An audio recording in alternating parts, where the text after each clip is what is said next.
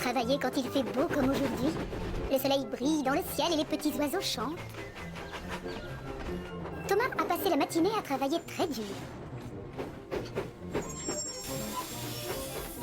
En passant à côté d'enfants qui lui font des coucous, il siffle joyeusement pour leur dire bonjour. À la gare de triage, le gros contrôleur l'attend pour discuter d'une mission spéciale. Cet après-midi, la maîtresse d'école va raconter une belle histoire aux enfants à la bibliothèque. J'ai besoin d'une locomotive pour aller chercher de nouveaux livres à la gare de la Pierre de Lune et les apporter à la bibliothèque. Thomas espère de tout son cœur que c'est lui qui va être choisi. Il aime tant écouter une histoire avec les enfants. Thomas, c'est toi qui te chargeras de ça. Débrouille-toi pour que les livres arrivent bien à l'heure. Thomas bouillonne de joie. Oui, chef. Et sans perdre une seconde, le voilà qui part à la Pierre de Lune. Il fonce à fond les wagons à travers la campagne. Je dois arriver à l'heure pour l'histoire. Du coup, je vais rouler aussi vite que je peux. 15 minutes plus tard, il est déjà à la gare de la Pierre de Lune. Bonjour Thomas. Je viens chercher les livres pour les enfants. On va t'apporter tes wagons de marchandises dans 2 minutes, un peu de patience. En effet, les wagons remplis de livres ne sont pas loin. Thomas les voit devant lui.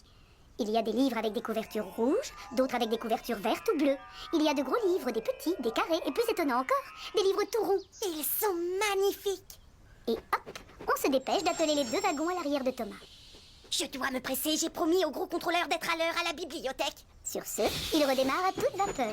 Il est tellement pressé qu'il oublie de dire au revoir au chef de gare. Mais plus important encore, il part sans laisser le temps à celui-ci de mettre une bâche sur les livres pour les protéger. Thomas est très content de lui et roule assez vite. Je dois arriver à l'heure pour l'histoire. Du coup, je vais rouler aussi vite que je peux. Dans les wagons, les livres sont secoués dans tous les sens. Mais Thomas ne s'aperçoit de rien. Il arrive rapidement à un stop. De loin, il voit que le panneau rouge est levé. Pas question de m'arrêter. Les enfants doivent attendre qu'on leur lise une belle histoire.